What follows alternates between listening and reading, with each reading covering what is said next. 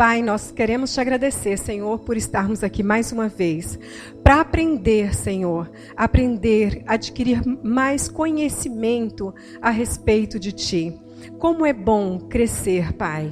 Senhor, te pedimos para estar com cada um de nós aqui, de forma bastante especial com o pastor Rodrigo, que nós possamos, Pai, compreender isto que Ele está vindo nos apresentar. Te agradecemos, pedimos para estar conosco, em nome de Jesus. Amém. Eu que agradeço a apresentação e revelação de idade aqui, né? Muito bem, pessoal. Esse ano passado eu estava na igreja lá em Tucuruvi, e o pastor da igreja também foi meu professor. E o pastor já não está iniciando o ministério não, viu? Mas eu fico feliz de estar aqui com vocês, eu fico feliz por todos que voltaram, trouxeram visitas. É um prazer que nós estejamos aqui agora para estudarmos a palavra de Deus. Hoje nós vamos falar sobre um tema. Eu fiz alguns anúncios desse assunto na parte da manhã, e agora à tarde nós queremos estudar isso aqui. Eu não sei quantos aqui são religiosos, quantos são ateus, céticos, curiosos, indefinidos, agnósticos. Não sei qual o seu segmento ideológico, filosófico, religioso, espiritual, mas uma coisa é fato. A pergunta, Deus existe, interessa para todo mundo. Correto? Ela interessa, é uma pergunta de domínio geral. E eu vou surpreendê-los, talvez, em afirmar que eu sou um crente cético. Alguém pode falar, peraí, ele não conhece língua portuguesa? Crente cético? Não existe isso. É a mesma coisa de falar do molhado seco, ou do alto baixo, ou do fora dentro. Crente cético? Sim, por quê? É um lendo engano achar que quem é crente nunca duvida de nada, e quem é descrente nunca acredita em nada. Eu gostaria de começar até com uma frase de Descartes. Descartes dizia que o homem deve desconfiar de tudo para acreditar em alguma coisa. E eu concordo com essa máxima cartesiana. O homem tem que desconfiar de tudo para poder... E eu, como mineiro, você sabe que o mineiro é desconfiado, né? Ok, voltando aqui. Imaginemos, por exemplo, vamos fazer o desafio para os religiosos. Se nós vivêssemos num país ou num planeta em que a história de Pinóquio fosse passada por gerações, gerações e gerações e gerações, como sendo uma história sagrada da nossa salvação. E que Pinóquio seria um menino especial, enviado do céu para nos libertar. Imagine então se houvesse igrejas em homenagem a Pinóquio, se houvesse orações para Pinóquio, se a história de Pinóquio fosse ensinada na escola das crianças, como sendo Pinóquio o grande redentor, e hinos para Pinóquio e para seu pai Gepeto. E haveria estátuas como esta de Pinóquio por toda a praça, e as pessoas fariam reverência em frente da estátua de Pinóquio, e alguém questionaria, escuta, mas Pinóquio é apenas um mito, um menino de madeira que se tornou menino de carne e osso, isso não existe, e nós defenderíamos, não, Pinóquio existiu, ele é o nosso Salvador. Será que a crença em Deus é um mito como o mito de Pinóquio, só que ficou popularizado e todo mundo acredita nisso e ponto final? Alguns podem até levar na brincadeira, né? Os dois morcegos ali, né? Batman não existe, ateu. Agora, de manhã eu fiz uma menção rápida sobre isso aqui, quando eu mencionei Sigmund Freud. Eu falei com vocês que Freud dizia que a crença em Deus subsiste devido ao desejo de um pai protetor e imortalidade, ou como ópio contra a miséria e sofrimento da existência humana. E quem estava de manhã, eu argumentei, é estranho esta declaração de Freud, porque ele está assumindo que nosso corpo, seja a nossa psique ou nosso organismo físico, tem carência de algo que não existe, não faz sentido. Um organismo que precisa de uma vitamina que não existe na natureza, ele colapsaria em si mesmo. Imagina se o organismo precisa de vitamina B12 para sobreviver, mas a vitamina B12 não existe em lugar nenhum. Então será que Deus é apenas uma crença? Mas agora à tarde, como eu já falei esse argumento de manhã, eu quero dar um outro argumento para reler o que Freud está falando. Freud insistia em dizer que Deus é apenas um subproduto da carência humana por imortalidade. Ou seja, é interessante para a humanidade criar a Deus. E por isso criam Deus. Mas, vou pedir licença, doutora Sandra, aqui, eu vou entrar na sua área, embora eu não seja psicólogo. Mas na área filosófica a gente acaba metendo o bedelho em tudo. Eu vou fazer uma outra leitura. Eu posso, como leigo, dizer que a descrença em Deus também é algo vantajoso. Se Freud quer dizer que eu crio Deus porque é vantajoso para o ser humano que Deus exista, então eu invento Deus, eu posso dizer o contrário. A descrença tem suas vantagens, embora isso não se aplique a todos os ateus. Por exemplo, há razões pelas quais muitos não querem que Deus exista, ou pelo menos que ele não passe de uma força cega e impessoal. E quais seriam essas razões? Bom, sem Deus eu não preciso prestar contas de nada para ninguém, eu não preciso nem ser moral. Se Deus não existe, ninguém pode me condenar porque eu estou sendo mais esperto e vendendo um carro com o motor batendo, mentindo que o motor está novinho. Se Deus, aliás, até pela lei da evolução das espécies, a sobrevivência do mais apto, se Deus não existe, até essa moralidade é questionável. Se eu conseguir passar a perna em você e tirar o seu dinheiro, você não pode falar que eu sou um imoral, eu fui apenas mais esperto, está na lei da natureza. Não é assim que os animais sobrevivem? O mais esperto consegue esconder e assim enganar o outro e acabar sobrevivendo? O mais forte não acaba pegando o outro e devorando? Então, se é assim na natureza, por que não pode ser assim com os seres humanos? Eu sou mais forte do que você, eu tenho mais dinheiro do que você, então eu compro o juiz para fazer aquilo que eu quero. E nenhum advogado pode estar falando que eu estou sendo errado. Eu estou usando os elementos que eu tenho. Se o leão pode usar os seus dentes para atacar a presa, por que eu não posso usar o meu dinheiro, o meu prestígio? E se Deus não existe, é uma beleza, porque eu não preciso prestar contas para ninguém, não vai ter juízo final.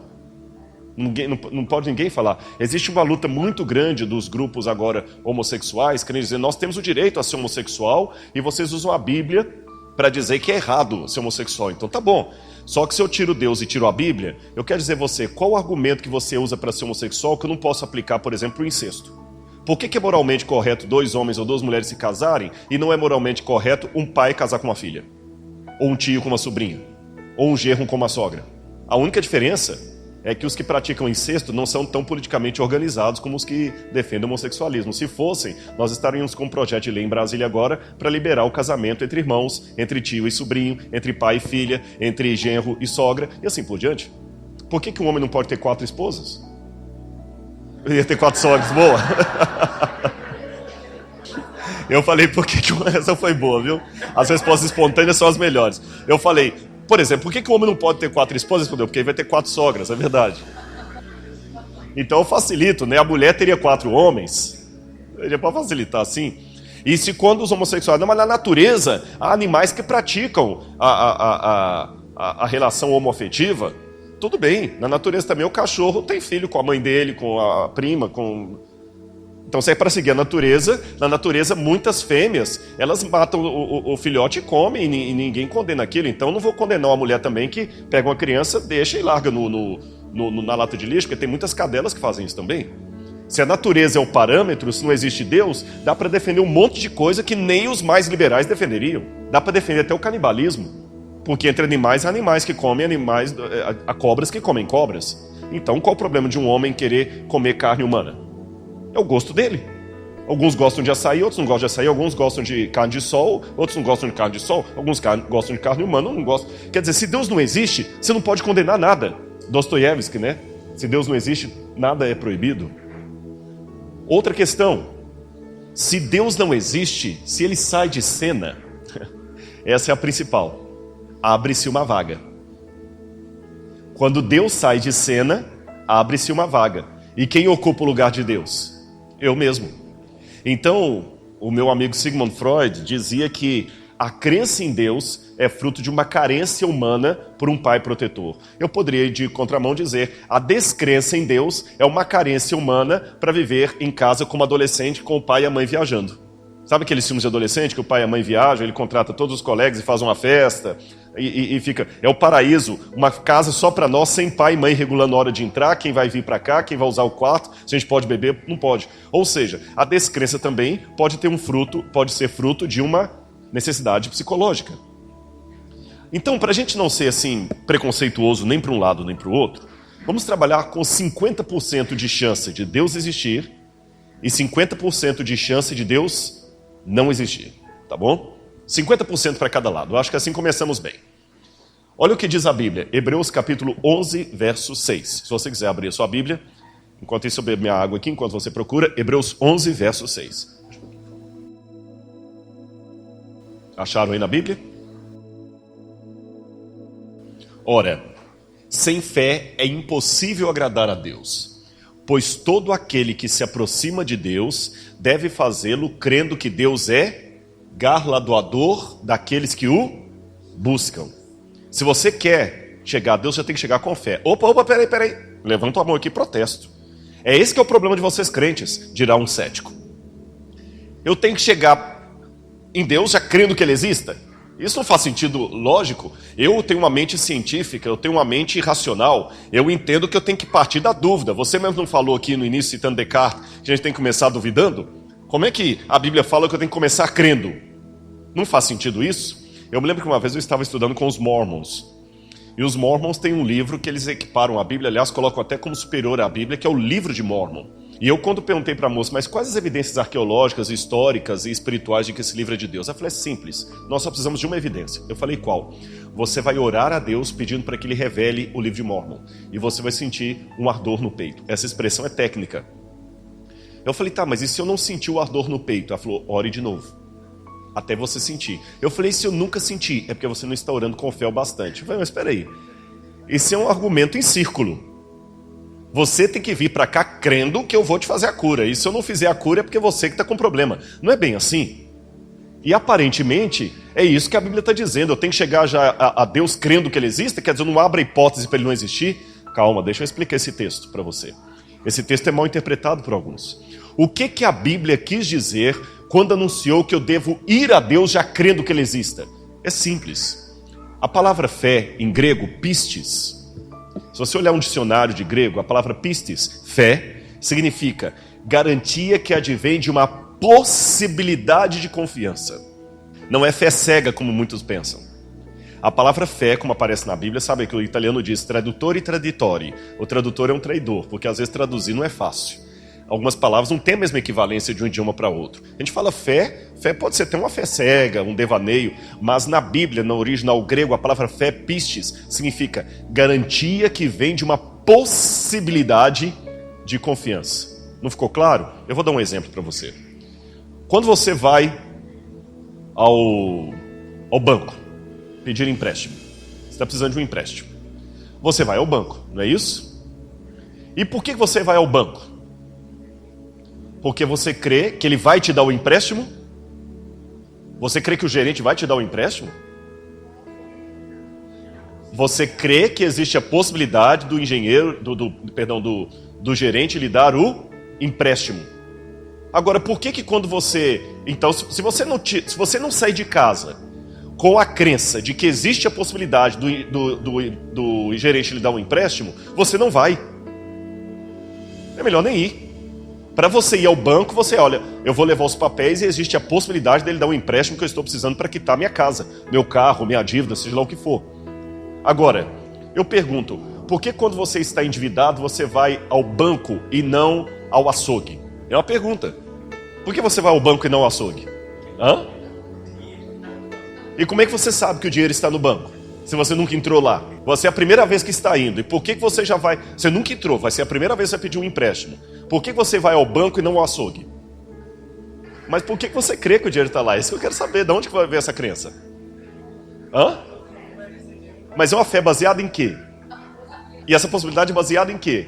Como é que você sabe que o banco pode conceder empréstimos? As pessoas dizem isto. Eu nunca vi alguém em plena consciência falar, vá até o açougue, que ele vai lhe dar um financiamento. Mas eu conheço uma multidão de pessoas que dizem que foram ao banco e conseguiram um empréstimo.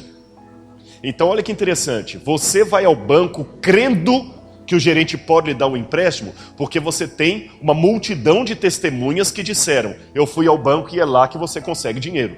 É uma questão de senso comum, correto? A Bíblia diz a mesma coisa.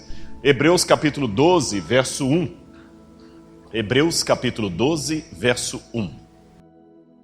Olha o que diz o autor de Hebreus, que para mim é Paulo. Nós estamos rodeados de uma grande nuvem de testemunhas. Por isso que eu vou a Deus, crendo que Ele exista. É o mesmo esquema do banco. Você tem um monte de gente falando que se você for a Deus, ele vai, e antes que você pense, mas isso é gente que não tem capacidade acadêmica, gente que não é culto, gente que não tem doutorado, gente que não é inteligente. Não, senhor, eu nem vou citar da Bíblia, não. Aqui um exemplo da multidão que nós temos entre nós. Você tem aqui C.S. Lewis, um dos grandes escritores de Oxford, que era ateu e se torna cristão, se converte. Você tem Sir Isaac Newton, que descobre a lei da gravidade, um dos maiores mestres da física moderna. Você tem Dostoiévski, que eu mencionei aqui, escreveu Os Irmãos Karamazov, Crime e Castigo. Você tem Leibniz.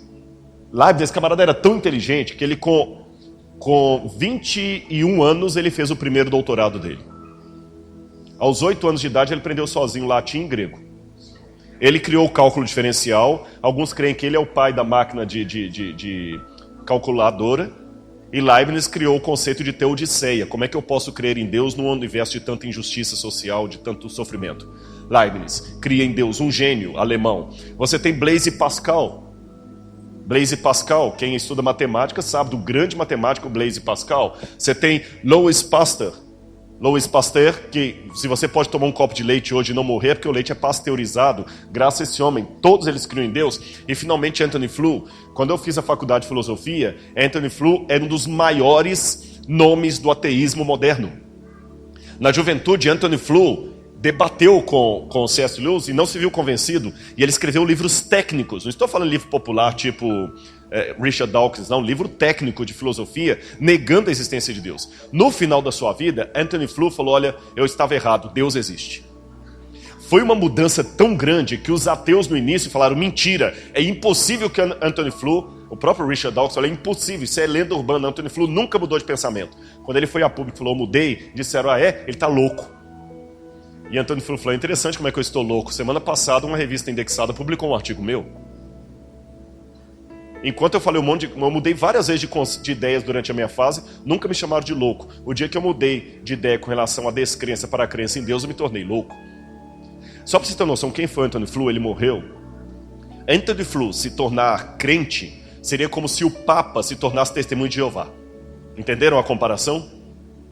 Estamos rodeados de tão grande nuvem de testemunhas. Então, se crer em Deus é uma idiotice, um delírio, esse pessoal todo são idiotas e delirantes, porque eles criam em Deus. Pena que o seu professor da faculdade nem sempre fala isso pra você, né? Parece que só o ateu que é o inteligente, que é o melhor, que é o fera, que é a pessoa que chega lá na sala de aula com a calça desbotada, camisa pra fora, um cabelo grande assim, mas fala um bocado de palavrão, fumar um cigarro, e fala, esse negócio de Deus é bobagem, você se apaixona com o brilhantismo da cabeça dele. Ele pode ser uma pessoa inteligente, mas ele não é único.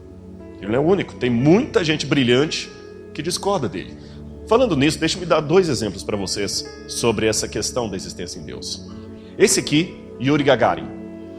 Quando havia a guerra, a corrida espacial entre Estados Unidos e União Soviética, quem ia ser o primeiro a colocar o homem no espaço sideral, embora os americanos estivessem... Porque depois da Segunda Guerra Mundial, alguns cientistas fogem da Alemanha e vão para os Estados Unidos.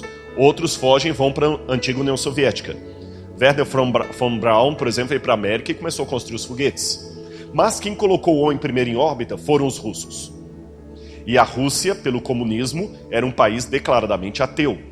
Foi de Yuri Gagarin, ateu, radicalmente ateu, comunista, cosmonauta russo, a famosa frase, a Terra é azul. Lembra dessa frase dele? A Terra é azul, como ela é linda, ela é azul.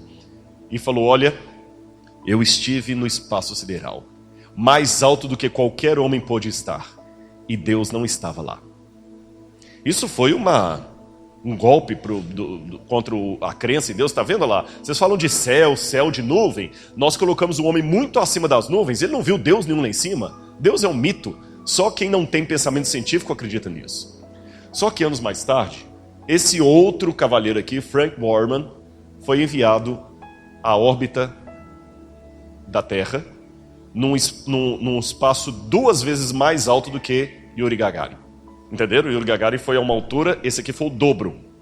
E quando Borman estava lá em cima, ele viu a imagem da Terra e era a época de Natal. E perguntaram, Frank Borman, o que você pode nos dizer aí do espaço sideral? Ele falou, olha, primeiro ele cumprimenta os parentes e todo mundo, depois ele fala, aqui do espaço sideral para a Terra, eu só posso mandar uma mensagem, que eu acredito que era uma resposta a Yuri Gagarin. Sabe qual foi a mensagem? ele leu Gênesis 1. E como eu gosto de provar o que eu falo, vamos ouvir o áudio original de Frank Borman gravado do Espaço Sideral. Coloca para mim, por gentileza. Só clicar nessa... Isso. Não, volta um. Isso aqui clicar aqui, ó. Isso,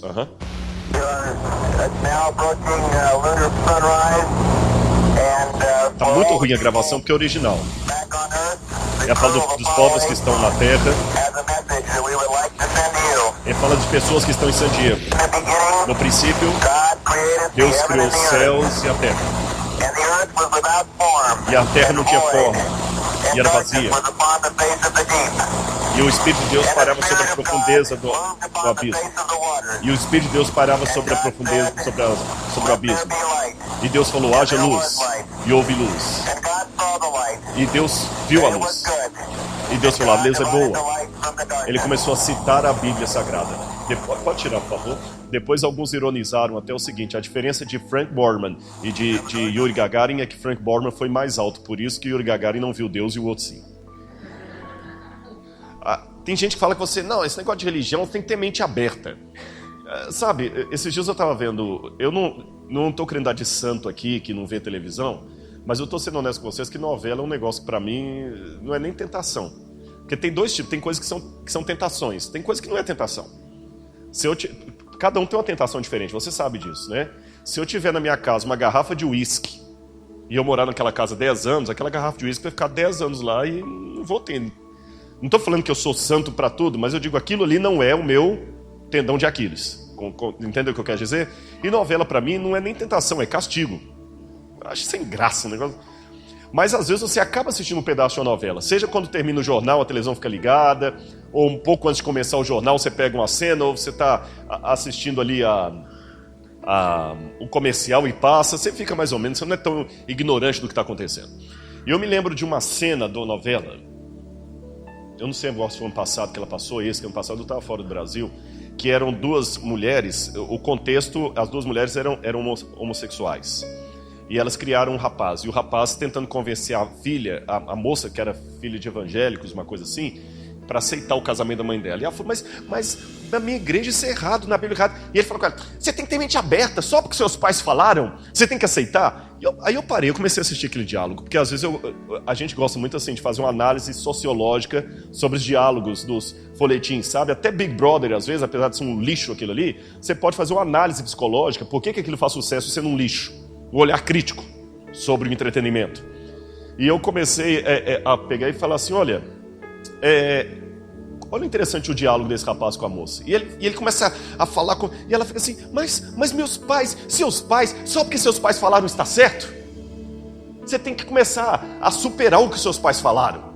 Mas o autor da novela, ou autora, não sei, não parou para fazer a leitura ao contrário. Ele também estava defendendo uma ideologia porque as duas mães dele falaram.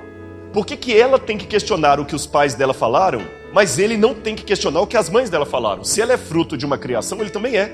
Ela foi fruto de uma criação que aquele tipo de relação não era correta. E ele foi fruto de uma criação que aquela relação era correta. Ele pode aceitar a criação das duas mães dele e tudo bem. Mas ela tem que superar o que os pais dela ensinaram. Vocês perceberam a contradição argumentativa? Por isso que eu gosto dessa frase de James Ober. Você tem que ter mente aberta, mas não a ponto do cérebro cair para fora. Tem pessoas que têm a mente aberta a ponto que o cérebro cai para fora. E hoje eu já notei, irmãos, e você tem que ser um pouco mais... qual a palavra que eu vou usar aqui? Um pouco mais crítico nesse sentido. Porque quando fala em crítico, as pessoas só pensam assim, ninguém quer mais ouvir a velha e feliz história. Se eu escrever um livro, a biografia do Papa Francisco, 1 milhão de pessoas irão ler. Se eu escrever um livro, a biografia não autorizada do Papa Francisco, tudo que o Vaticano quis esconder, eu vou ter 5 milhões de pessoas lendo. Por quê? As pessoas querem hoje o que questiona, o que contesta, o que vai contra o que você sempre aprendeu. E aí o ateísmo, como é chamado de neo-ateísmo, ele parece que está indo contra. Aí chega para os jovens na televisão e fala assim, esquece essa bobagem que seus pais te ensinaram, eu vou te ensinar a verdade. E os jovens ficam atraídos por essa sensação e acham que estão se tornando intelectuais, lendo revistas super interessantes e essas coisas aí que desafiam. Eu acho que você tem que trabalhar um pouquinho com os dois lados da moeda. Principalmente porque, como eu falei, a fé também admite a dúvida. E a dúvida também admite a fé. O ateu e o crente não têm uma mente tão diferente assim um do outro. Eu gosto nesse livro de Umberto Eco e Carlo Maria Martini. Carlo Maria Martini é um padre, ele é um dos maiores especialistas em grego do Novo Testamento que existe em Roma. É um dos tradutores do The Greek New Testament, é teólogo. E o Umberto Eco, historiador, escreveu O Nome da Rosa. E olha que interessante o título desse livro deles: Em que creem os que não creem? Porque às vezes o ateu não admite que ele tem fé, mas ele tem. O sistema cognitivo do ateu para formar os seus pensamentos é o mesmo do religioso. Se você fizer uma lobotomia e verificar a sinapse do cérebro do ateu, é a mesma sinapse do cérebro do religioso. Por que o ateu acha que Deus é um delírio? Né? Não existe nada comprovado biologicamente. O Richard Dawkins, que é um biólogo, e falou, nunca vi a biologia comprovando que aquela sinapse que provoca a crença em Deus é um delírio e a sinapse que provoca a descrença em Deus é uma virtude. É um salto evolutivo. Não existe isso. Isso é crendice. E falando em crendice, as crendices são perigosas. Muito perigosas. Olha aqui, por exemplo. Sabe que esse aqui é o rio Ganges. E muitos hindus mergulham nas águas do rio Ganges porque consideram as águas do Ganges sagradas. Mas é um dos rios mais poluídos do mundo. Eu não sei se você sabia, na Índia, eles têm o costume de cremar os mortos. Eles cremam e jogam as cinzas no Ganges para que o Ganges deposite no seu leito e eles possam estar com seus ancestrais ou reencarnar, uma série de coisas da crença hindu. Só que na época do inverno, nem todos têm lenha. A lenha fica muito cara. E quando algumas pessoas morrem no inverno, eles jogam o corpo mesmo no Ganges. Então imagina cinzas de mortos e corpos em putrefação, aquele rio vai ficando poluído, cada vez mais poluído. E as pessoas mergulham ali. Um hindu estava mergulhando nas águas do rio Ganges. Um amigo pegou algumas gotas do rio e falou com ele, olha, esse rio está contaminado. Ele falou, não está porque ele é sagrado. O amigo colocou as gotas no microscópio e mostrou. Quando o religioso viu as águas do rio completamente poluídas, ele ficou desgostoso com a realidade, pegou uma pedra e quebrou o microscópio. E continuou mergulhando. Uma coisa é querer descobrir a verdade. Outra coisa é querer que a verdade esteja ao meu lado, custe o que custar. Então, será que a minha crença admite uma dúvida que me leva a crer em Deus? E antes que você fale assim, mas vem cá, a Bíblia não admite descrer em Deus, não, então leia melhor a Bíblia. Olha quantas passagens... volta, por favor. Olha quantas passagens a Bíblia fala para a gente treinar a capacidade de questionamento. Olha Malaquias capítulo 3, verso 10. Ponham-me à prova, diz o Senhor. Fazei prova de mim, diz outra tradução. Venham, isso diz Isaías capítulo 1, verso 18. Venham, vamos refletir juntos. Ou como diz a tradução mais antiga, vinde, arrazoemos, diz o Senhor. O que é arrazoar? Usar a razão. Vamos conversar. Argumenta, deixa eu contra-argumentar. Olha que Deus não desce goela abaixo, faz e acabou. Há muitos momentos em que Deus dá ordens, é verdade. Mas Deus dá essa ordem depois que Ele mostra a autoridade que Ele tem. E no primeiro momento Ele fala, vamos argumentar. Outra questão, nas páginas do Novo Testamento, nós temos uma gama de textos aconselhando-me a testar ou examinar criticamente todas as coisas, antes de crer apressadamente nelas. Ali você tem várias passagens. E se eu compreendo bem a advertência bíblica, devo estar alerta a não concordar com uma coisa apenas porque faz parte da tradição dos mais antigos. Jesus falou, ouvistes o que foi dito aos antigos, eu, porém, vos digo. Pela vossa tradição, transgredis o mandamento de Deus. 1 Pedro capítulo 2, verso 1 e 3, alerta quanto a não acreditar em falsos líderes que explorariam as pessoas com historietas emotivas que eles mesmos inventariam. Quer um incentivo à reflexão e racionalidade autônoma mais claro do que esse da Bíblia? A Bíblia ensina você a questionar. Essa palavra do Salmo 38:4, provem e vejam como o Senhor é bom. Essa palavra provem vem do hebraico ta'am. Ta'am significa experimente, deguste, pega alguma coisa sensorialmente, como o sabor de uma coisa, examine. Engraçado, muito antes do método científico, a Bíblia já ensinava a experimentar o Senhor, para ver que Ele é bom. Eu lembro do livro de Quincas Borba, de Machado de Assis, onde ele dizia de Rubião, um personagem que Machado de Assis descrevia como mais crédulo do que crente. Essa é a questão. Existe a diferença entre ser crente e ser crédulo. Essa é a diferença entre fé e fideísmo. Há pessoas que são crentes. Crer é crer em alguma coisa baseada em evidências, como quando você vai ao banco pedir dinheiro ao gerente. Crédulo é aquele que crê em qualquer coisa. É aquele que aceita qualquer vento sem nenhum questionamento.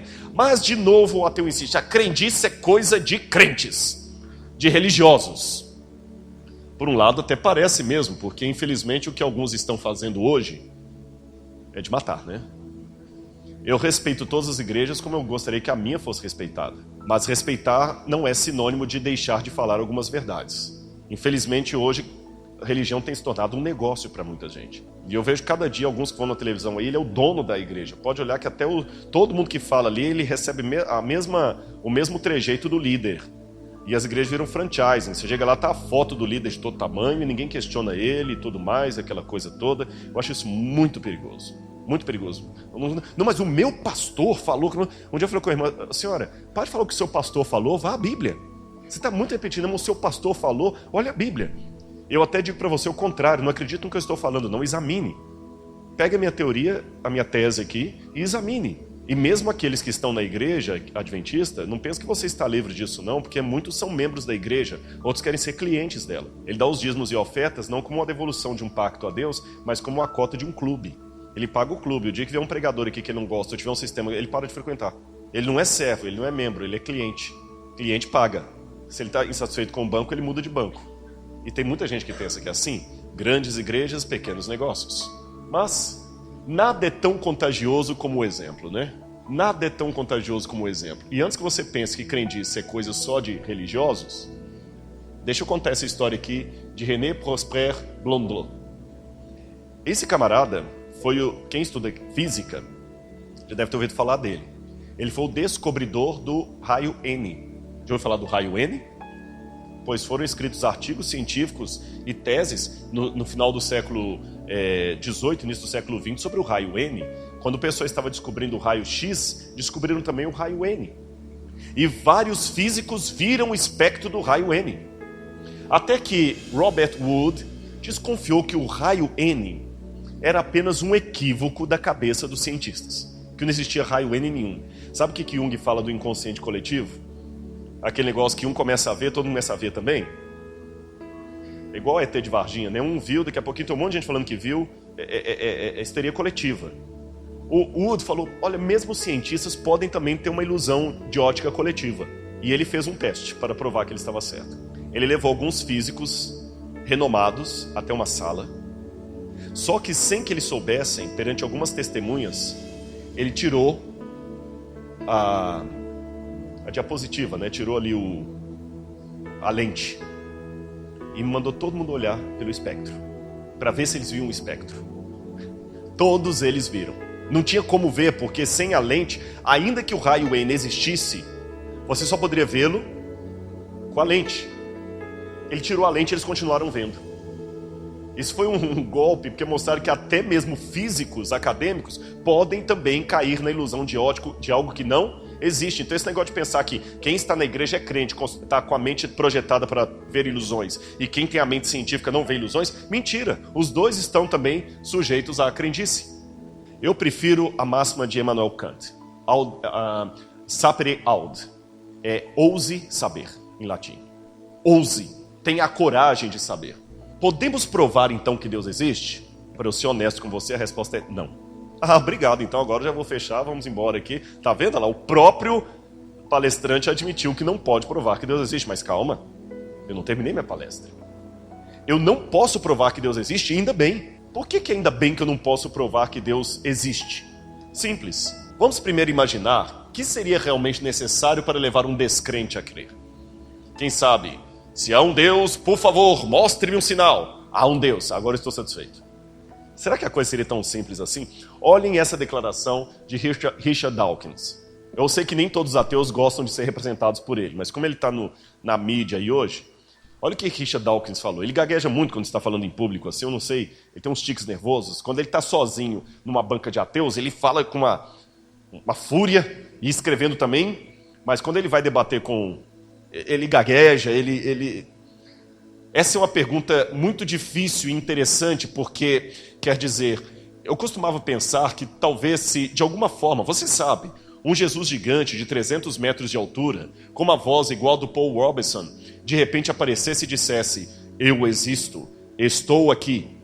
Mas ainda assim, na verdade, eu às vezes me pergunto se isto mesmo me levaria a acreditar nele. Então ele não quer crer. Lembra que eu falei antes? Uma coisa é crer estar ao lado da verdade. Outra coisa é querer que a verdade esteja ao meu lado, custe o que custar. Mas vamos de novo aqui. Por que eu digo que Deus... Opa, perdão, volta um. Por que eu digo que Deus não pode ser provado se Deus existe ou não? Simples, um princípio de um filósofo da ciência, Karl Popper. Karl Popper colocava o princípio da verificabilidade versus falseabilidade. O que é isso? Popper dizia que a ciência ela tem limitações naquilo que ela pode provar. A ciência é limitada, a ciência não pode provar tudo. A ciência só pode provar, você só pode falar que uma coisa é científica se ela pode ser falseável. Eu vou explicar, você vai entender. O que Popper diz? Nesse exemplo aqui vai ficar claro para você. Volta. Suetônio declarou que Nero, ao morrer, fez uma frase em latim que ele diz: qualis artifex pereo, que grande artista morre hoje, que grande artista o mundo perde. Suetônio disse isso.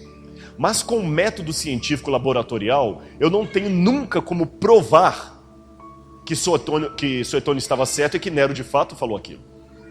Porque eu não tenho como repetir a cena. A história você não tem como provar em laboratório. A psicologia não tem como provar em laboratório. Não tem como pegar pessoas com a mesma patologia e levar no laboratório. Pelo contrário, o ser humano não é feito em série como carro. Um tem um trauma de pai e responde de um jeito, outro tem o mesmo trauma e responde de outro.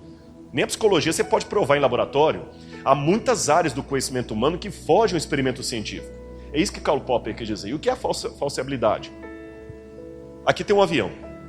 Se eu declarar assim: gasolina de carro não funciona para avião, combustível de carro não serve para avião, é fácil você verificar. Basta você pegar gasolina de automóvel, colocar no motor de um avião e ver se ele voa. Você vai falsear a declaração. Você tem como verificar se a declaração é verdadeira ou não. Portanto, a frase: um grande artista o mundo perde hoje, eu não tenho como provar pela ciência. Mas a frase: gasolina de carro não funciona para avião, eu tenho como provar pelo método científico. Isso que é a falseabilidade. Ficou claro? Outra coisa que você tem que aprender aqui. O que é postulado, axioma, e o que é teorema? Quem estuda matemática aí sabe o quinto postulado de Euclides, sobre as paralelas, etc. Segundo a geometria e a matemática, um teorema você pode provar. Aquele monte de equação que a gente fazia desde o ensino médio, teorema de Pitágoras, lembra? Aquele trauma no vestibular? Mas o postulado, o axioma, você não pode provar. São coisas que você enuncia porque fazem sentido, mas você jamais pode provar através de uma equação. Por exemplo, as paralelas. Tem uma polêmica danada aí entre os geômetras, se as paralelas um dia se encontram ou não se encontram. Vou falar a fase mais tradicional. Duas retas são paralelas, infinitas, e jamais se cruzam. Faz sentido. Você não tem como desmentir isso. Para desmentir isso, você teria que ter uma régua do tamanho do infinito, para saber que as retas são mesmo infinitas. E você tem que ter a capacidade de olhar de infinito a infinito para saber que de fato elas não se cruzam. Então esse postulado de Euclides é uma coisa autoevidente, mas eu não posso provar. Por que eu não posso provar? Porque está acima da minha capacidade mental, está acima da minha capacidade de verificação. Ficou claro ou não para vocês? Está acima. Eu não posso provar. Eu não posso provar o infinito, nem trazer o infinito para o laboratório. Ora, agora é simples. Se Deus é infinito, Deus então está mais para postulado. Deus não é teorema. Se Deus fosse teorema, Deus poderia ser provado pela ciência. Se Deus pudesse ser provado pela ciência, ele estava dentro do meu limite mental. Se Deus estivesse dentro do meu limite mental, ele não seria grande o bastante para ser Deus. Então por isso que eu não posso provar, mas eu posso enunciar. Então eu vou fazer algumas perguntas aqui. Eu atrasei um pouquinho hoje, eu quero perguntar, vocês aguentam mais 10 ou no máximo 15 minutos de palestra? Eu sei que é muita informação, senão a mente daqui a pouquinho, né? 10 ou 15 minutos. É bom você começar com o auditório e terminar não com o dormitório, né? E dependendo do horário, termina até com o cemitério. No final já traz alguém para enterrar os corpos. Vamos raciocinar um pouquinho. Como eu falei, eu não posso provar a Deus, mas eu posso enunciar. Faz sentido dizer que Deus existe? Deixa eu começar com uma frase de Parmênides. É preciso pensar nisto. Aquilo que é, existe. Rodrigo, que coisa mais louca, aquilo que existe pensa nisso. Leibniz, aquele que eu mostrei para vocês, ele perguntava, por que existe algo ao invés de nada? Por que existimos? Eu vou explicar onde é que eu quero chegar com isso. A gente sabe, os latinos antigos já diziam ex nihilo nihil fit. Do nada, nada se faz. Isso é óbvio. Se eu tenho 0 mais 0 é igual a 0. 0 elevado a 0, 0. 0 menos 0, 0. Qualquer matemática com 2 zeros vai dar nada. Se eu tenho um monte de nada, com mais um monte de nada, eu vou continuar tendo um monte de nada. Do nada, nada se produz. Mas aí que tem a questão, porque os físicos que defendem o Big Bang, eu não tenho competência em física para predicar sobre o Big Bang, mas eu posso dizer que, pelo que se entende, os físicos dizem que um dia não havia nada. Mas um dia não havia nada.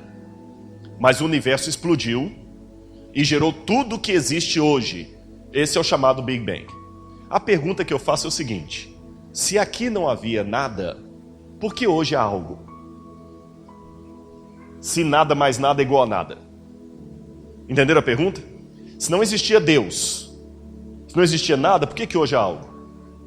Esse que é o nó. E eu vou colocar para vocês aqui um depoimento, já que eu não sou físico, de um físico, um astrônomo, Alan Sandage, astrônomo profissional. Ele calculou a velocidade com que se expande o universo e a idade do mesmo pela observação das estrelas distantes. Ele é o ganhador do prêmio Crafoord de astronomia, equivalente ao prêmio Nobel. Olha o que ele diz. Eu era quase um ateu praticante na juventude. Ali está errado. A ciência foi que me levou à conclusão de que o mundo é muito mais complexo do que podemos explicar. O mistério da existência só o posso explicar mediante o sobrenatural. Eu não estou falando de alguém leigo, não. Estou falando de um físico renomado. Acho que é bastante improvável que tal ordem tenha vindo do caos. Tem que haver algum princípio organizador. Deus, para mim, é um mistério, mas ainda é a melhor explicação que tenho para o milagre da existência, porque existe algo ao invés de nada. Agora, os céticos dão uma versão deles. Michael Shermer, historiador e escritor da revista Skeptic, Ceticismo, o cético, né? Ele falou, em ambas a tradição judaico-cristã e visão do mundo científica, o tempo começou quando o universo veio à existência, seja mediante a criação divina, seja mediante o Big Bang. Deus, portanto, teria de existir fora do espaço e do tempo. A resposta do crente é uma hipótese que não pode ser testada. Que Deus existia, você não tem como testar. Eu falei isso, mas espera aí. A resposta do ateu também não pode ser testada. Recentemente aí, você sabe, Stephen Hawking dizia, o universo pode criar-se a partir do nada e Deus não é mais necessário. Mas isso também não pode ser testado. Então, no mínimo, a gente empata. E eu vou ter uma ousadia aqui, mesmo como leigo, de questionar Stephen Hawking. Porque Stephen Hawking dizia o seguinte, que o grande desespero é, se não existe Deus, como é que o universo veio a surgir a partir do nada, sendo que as coisas não surgem? Você tem medo, se você for um zoológico e tiver um leão dentro de uma jaula, você tem medo dele sair da jaula e te atacar. Mas aqui agora você não tem medo de um leão surgir no ar aqui e atacar você. Porque ninguém testemunha coisas surgindo do nada. Então, para o universo surgir, tem que ter um Deus eterno, que não teve começo e que gerou tudo que existe. Mas se não existe esse Deus, como é que as coisas surgiram, sendo que o universo não é eterno? Aí o Hawking tenta explicar, não, o universo não precisa de Deus. Essa é a explicação de Stephen Hawking, naquele livro O Grande Designer, que ele escreveu por último. Ele dizia o seguinte, o que havia ali? Aquele nada, na verdade, era um vácuo quântico, que ali tinha partículas, matéria, tudo, energia, movimento, espaço e gravidade. Essas coisas aqui que entraram em colisão e explodiram. Mas vem cá, isso aqui não é nada. Ainda que fosse um dicionário surgir de uma explosão de um monte de letras também é meio estranho. Isso aqui que é nada. Entenderam? O Hawkins, para justificar o universo existindo do nada, ele fala, não, é isso aqui que tinha. Não, isso não é nada, isso aí tem alguma coisa. Isso aqui que é nada. Ó. Disso aqui que teria que surgir o universo para eu falar que Deus não existe? O segundo problema com a autocriação. Se algo pode existir do nada, por que não testemunhamos hoje coisas existindo do nada? Igual eu falei, você não tem medo de surgir um tigre que agora do nada e te atacar? Ou um leão? Agora, você sabe que a física quântica, eles falam, não, mas a física quântica já provou que coisas surgem do nada. Você tem a diferença entre o nada, o vazio e o vácuo. Desculpe, eu não vou entrar em detalhe de física quântica aqui, mas se você ler direitinho, a física quântica não prova que coisas surgem do nada. Ela prova que uma molécula ou um átomo, ele pode desaparecer de um lugar e aparecer no outro. As leis da gravidade no mundo da física quântica funcionam diferentes. As leis físicas são diferentes, mas uma coisa não surge do nada, ela desaparece aqui e surge lá. Não é que ela surge do nada, tá bom? E geralmente, aqui eu tenho o modelo do Big Bang, por exemplo, de Friedman e Lemaitre, que disseram que o universo, ele não foi eterno, ele começou a surgir num tempo finito atrás. Aí o Stephen Hawking ainda diz o seguinte, olha o que ele admite que acaba indo contra a tese dele. Se a medida da expansão do universo tivesse sido 1 segundo após o Big Bang, menor em pelo menos uma parte de centenas de milhares de milhões, o universo teria se recolapsado antes de alcançar o tamanho atual. Aí o que o William Lane Craig argumenta? Olha o que ele está falando aqui. Improbabilidades são somadas a improbabilidades até que as nossas mentes fiquem fartas de números incompreensíveis. Eles ficam tentando inventar coisas. E eles argumentam que nós crentes adoramos o Deus das lacunas, ou Deus das brechas. Quando você não pode explicar alguma coisa, você fala, mas Deus fez. Eles são a mesma coisa. Quando eles não podem explicar alguma coisa, falam assim, não, mas o acaso somado à eternidade com as moléculas pode. Como assim? Sabe o que é o ateísmo no final das contas? O ateísmo é isso aqui. A crença de que não havia nada, absolutamente nada. E nada aconteceu a nada. Até que nada de um modo mágico explodiu, por nenhuma razão, criando tudo o que existe em todo lugar. Então, depois de um boom, tudo de modo mágico se auto-organizou, novamente, por nenhuma razão, se auto-replicou, formando seres complexos que evoluíram e se transformaram em dinossauros. Gente, é isso aqui que é matéria de vestibular para muita gente. É cômico. É cômico. Não entendi. Olha John Lennox, que é professor de matemática da Universidade de Oxford. John Lennox dizia, o argumento de Hawking torna-se, no meu entender, algo ainda mais ilógico quando ele afirma que a existência da gravidade tornaria a criação do universo uma inevitabilidade. Mas como é que a gravidade existe em primeiro lugar? Quem a colocou lá? E qual foi a força criativa por detrás do seu nascimento? De forma similar, quando Hawking argumenta em favor da sua teoria da criação espontânea, dizendo que se bastaria acender um rastilho para que o universo começasse a funcionar, a pergunta a se fazer é, de onde veio esse rastilho? E quem o acendeu, se não Deus? Porque ele diz para você, não existia Deus. Quando eu falo eu não sei explicar, o mais coerente seria pelo menos o agnosticismo. Pois é, essa que é a questão. Ela fala, não tinha Deus, mas não sei explicar, mas de alguma maneira aconteceu. É muito sem sentido isso. Vocês compreendem? Bom, agora pra você não falar, não, mas você está fazendo uma leitura muito crente do Hawking e você nem físico é. Realmente, eu vou me limitar à minha insignificância. Eu não sou físico. Quem sou eu para criticar Stephen Hawking? Um crente, teólogo e arqueólogo. Então vou usar um outro físico para criticar Stephen Hawking. E pra você não falar que eu estou usando um físico cristão, eu vou usar um ateu. Tá bom? Marcelo Gleisler. Ateu, nosso McDowell na Inglaterra, respeitadíssimo. É ateu. Ateu e físico. Olha o que ele disse. As teorias que Hawking usa para basear o seu argumento, teorias M, vindas das supercordas, têm tanta evidência empírica quanto Deus. É lamentável que físicos como Hawking estejam divulgando teorias especulativas como quase concluídas. A euforia da mídia é compreensível. O homem quer ser Deus. O desafio das teorias a que Hawking se refere é justamente estabelecer qualquer traço de evidência observacional até agora inexistente. Não sabemos nem mesmo se essas teorias fazem sentido. Certas noções, como a existência de um multi-universo, não parecem ser testáveis. Ele é ateu, viu? Hawkins e seu coautor, Leonard Mlidinov, que era um russo, de origem russa, eles usam a física quântica para explicar que Deus não é necessário. Mas ao contrastarem o criacionismo da Terra jovem com a teoria do Big Bang, eles alegam que apesar da teoria do Big Bang ser mais útil, não se pode dizer que um dos dois modelos é mais real que o outro. E o próprio Hawking diz, nessa visão, o universo apareceu espontaneamente do nada. Com espontaneamente parece dizer sem alguma causa. Agora, olha o que o próprio Hawkins havia dito num antigo livro dele, Uma Breve História do Tempo. Muitas pessoas não gostam da ideia que o tempo tenha tido um começo, provavelmente porque ela demanda a intervenção divina. E ele mesmo agora tentou mudar isso aí.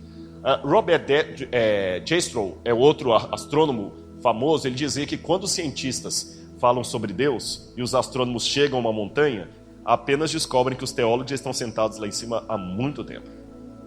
Agora, duas opções para um ser eterno é necessário.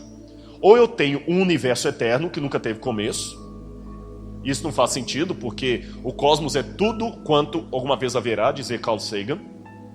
Ou eu tenho um Criador eterno, no princípio criou Deus. Um Deus que não teve começo. Ok? Eu prefiro acreditar num Criador eterno, porque o cosmos eu já sei que teve um começo. Pode passar. Agora a pergunta, quem criou Deus? Porque uma vez um ateu fez a pergunta no Unicamp. Tá bom, você quer dizer então que Deus estava antes do universo e que Deus criou o universo. Então quem criou Deus? Eu falei, ninguém. Mas e se houve alguém que criou Deus? Eu falei, então Deus não é Deus, Deus é criatura. Esse outro que criou dele que é Deus. Ou eu vou num retrocesso infinito, eu tenho que aceitar um ser que criou tudo. E a Bíblia fala, Deus é sem pai, sem mãe, sem genealogia. No princípio criou Deus os céus e a terra. Diz que tudo que Deus criou é eterno e Ele mesmo é eterno. Deus não criou por nada. Então por que considerar que algo necessita de uma causa? Simples, eu não posso ficar retrocedendo ao passado, já falei nisso, e coisas não aparecem do nada. Pode passar. É a velha pergunta, quem chegou primeiro? O ovo ou a galinha? Agora o que Bertrand Russell dizia? Que eu posso dizer que quando era jovem debatia essas questões muito seriamente na minha mente. Durante algum tempo eu aceitei o argumento da causa inicial, até o dia que com 18 anos li a autobiografia de John Stuart Mill. E aí encontrei a seguinte afirmação: meu pai ensinou-me a perguntar quem me fez. Não pode ser respondida, porque sugere imediatamente a seguir a pergunta quem fez Deus. Aquela frase muito simples mostrou-me, e ainda concordo com essa ideia, a falácia existente no argumento da causa inicial. Se tudo tem uma causa, então Deus tem que ter uma causa. Será que Bertrand Russell estava certo? Eu acho que isso aqui é um erro. É como perguntar, a saber, a cor azul. Onde está a esposa do solteiro? Admitir uma causa inicial autoexistente é filosoficamente saudável. Nós não conseguimos fazer aquilo que não é feito. O que a Bíblia fala é o seguinte: tudo o que existe, tudo que passou a existir, teve uma causa. Deus não passou a existir, então Deus não precisa ter uma causa. Entendeu a questão? Deus sempre foi. Aí vem o ateu e fala, espera aí, objeção, calma, dá licença. Se tivesse um ateu levantar, posso participar? Pode. Um Deus eterno e autoexistente? Por favor. Isso é impossível. É mesmo? Mas o que vocês ateus dizem? Um universo eterno e autoexistente, isso é possível? Eu, pela fé, dizer que existe um Deus eterno e autoexistente, não. Mas Richard Dawkins dizer que tem um universo autoexistente, isso é científico. Isso é outra crença. Como é que é? São duas crenças, na verdade. Duas crenças lutando uma com a outra. Agora, outra pergunta que eu faço. Por que existe música ao invés de ruído? As coisas não apenas existem, mas elas existem em harmonia. Deixa eu mostrar uma música para vocês no espaço sideral, a próxima slide. A nave Voyager, ela viajou pelo sistema solar e ela começou a gravar ondas plásmicas de vento solar por onde quer que ela passava. E quando ela chegou próxima aos anéis de Saturno, ela captou algumas ondas plásmicas de vento solar aqui nos anéis. Olhem que sons lindos que essas ondas foram... Pode colocar. Aliás, todo o barulho que vocês vão ouvir de fundo aqui, pode colocar. Isso. Todo o barulho que vocês estão ouvindo de fundo aqui é da nave Voyager. Uma nave robô não tripulada, Voyager 1 e 2. Já perderam contato com a NASA. E o locutor da NASA começa a falar, né? No espaço. E esses sons que vocês vão ouvir aqui, eles vêm de 1 bilhão e 400 milhões de quilômetros da Terra. 1 bilhão de quilômetros. Espaço silencioso, frio, frio e para além da nossa compreensão. Ele desafia os limites da nossa imaginação. É o espaço. Agora o espaço está cheio de vibrações, de sons. Os ventos solar, as ondas plásmicas de vento solar foram medidas pelas ondas das antenas, das antenas da nave espacial Voyager que vai pelo universo. Esses sons que vocês estão vendo aqui, que vocês vão ouvir aqui, foram captados diretamente pelas antenas da espaçonave. E muitos milhares de milhas da Terra, ela verifica esses distúrbios e sintetiza em forma de música. E daqui a pouquinho eu vou parar de traduzir para você ouvir. Você vai ver a Voyager chegando perto dos anéis. E a antena mostra que ela captou alguma coisa. E através de movimentos mecânicos e sofisticados instrumentos, ela começou a mandar os sinais para a Terra. Ela passou por violentos choques de meteoritos e magnetismo do planeta. Olha que interessante esses sons no universo. São evidências de ondas eletromagnéticas do sistema solar.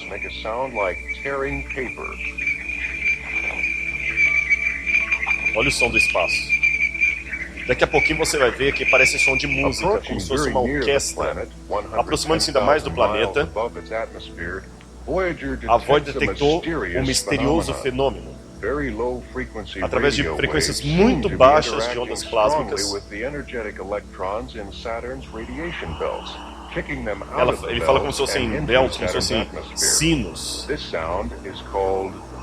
Eles até deram um nome para esse som, floresta.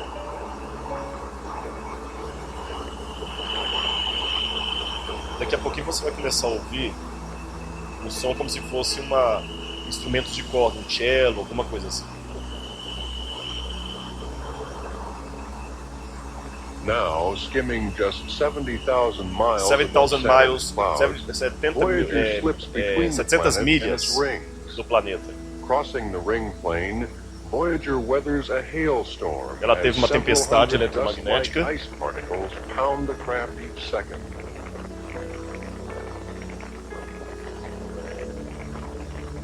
Estão ouvindo uma música lá no fundo?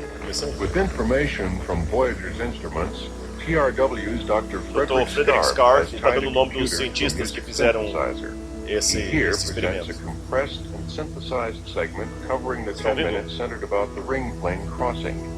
In this experiment, 16 audio filters each transmit the intensity recorded at 16 different levels of pitch. The computer then replays this recording with 16 appropriate notes on an electronic harmonica. Now, crossing Saturn's ring. Olha que lindo. Isso está no espaço. É como se fosse um CD. Está lá. Se você passar o leitor, você vai ler e vai ouvir isso aí.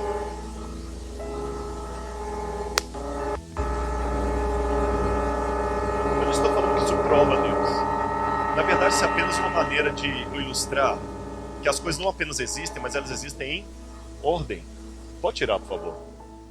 O que aconteceria se o planeta ficasse sem oxigênio por 5 segundos? Olha como é que tudo é organizado. 5 segundos apenas sem oxigênio no planeta. Bom, o céu diurno ficaria escuro.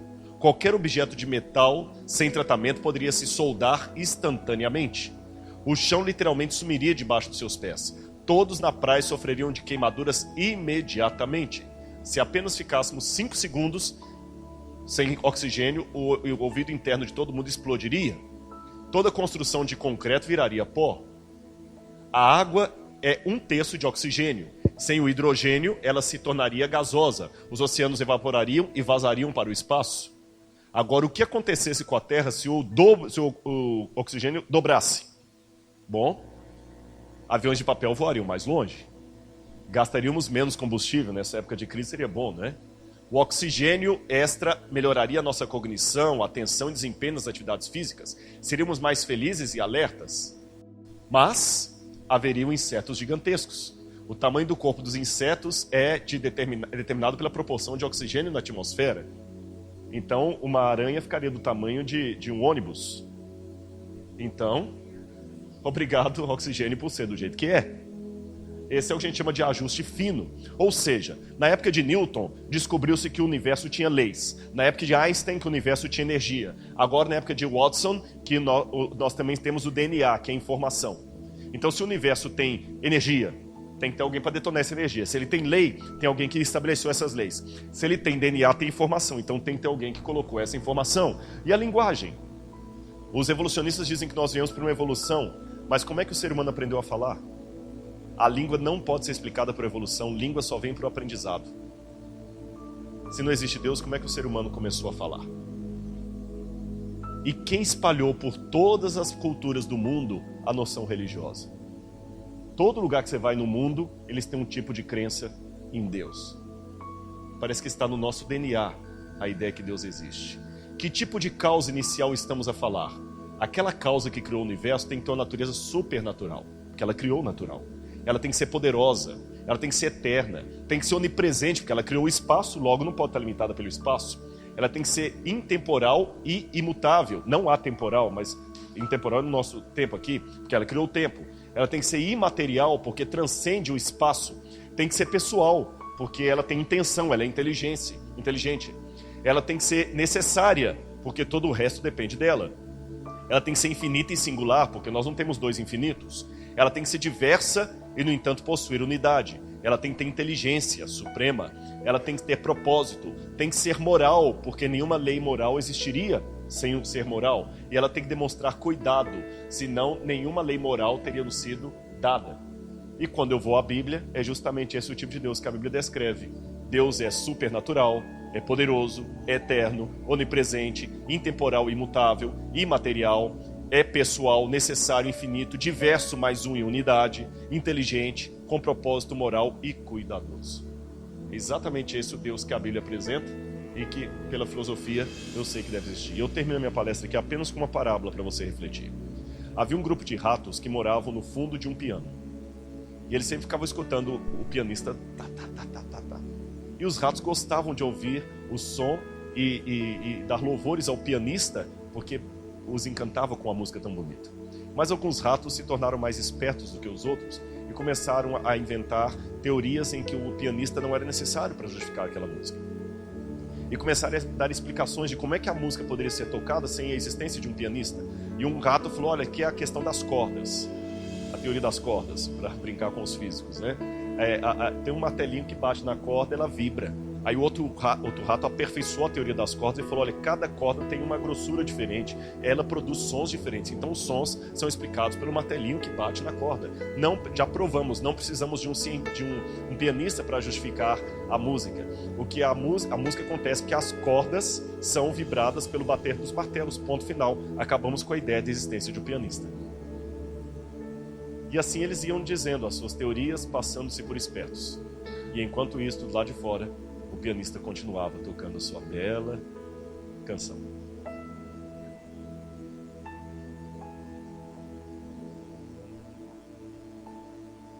Ela perguntou se esse meu trabalho não virou um livro. Eu estou tentando terminar de escrever, mas a agenda da gente é um negócio tão complicado. Só para vocês terem noção, daqui eu já vou para a Alemanha fazer evangelismo na Alemanha. Da Alemanha eu já vou para Israel, Egito, depois eu volto e é aula e é tanta coisa que tem que fazer. Mas eu já estou há algum tempo trabalhando um livro que o título será O Ceticismo da Fé, porque às vezes é preciso duvidar para crer. Obrigado, viu? Mas a gente tem que sentar e botar tudo no formato ali, mas estão nos planos, viu? Gente, mas muito obrigado, eu espero que vocês tenham entendido a palestra e saibam que a maior prova que Deus existe é a transformação que Ele pode causar na vida de uma pessoa. Amém? Esse é o maior argumento que nenhum ateu pode recusar. Pessoas foram transformadas pelo poder desse Deus, que não é um delírio, é um Deus real. Que Deus abençoe você. Vamos ficar em pé e fazer a oração final? Poxa, obrigado. Mas está gravando aí, vai para a internet. Vamos fazer uma oração então a esse Deus que é real? Obrigado, querido Pai, por tudo que o Senhor nos dá. Obrigado pelo estudo que nós podemos fazer, esse passeio pela filosofia, pela análise, pela história, pela Bíblia, pela psicologia, enfim, até pela física, e chegarmos à conclusão mais racional de que crer ainda é o melhor caminho. Acreditar na tua existência ainda é o jeito mais sensato de viver essa nossa vida. E como é bom acreditar no Senhor. Como é bom crer no Senhor. Como é bom ter o Senhor como guia, como amigo. Muito obrigado, querido Pai. Perdoa os nossos pecados, Senhor. Dá-nos a tua paz hoje e sempre. Eu não peço em meu nome, mas em nome de Jesus. Amém, Senhor.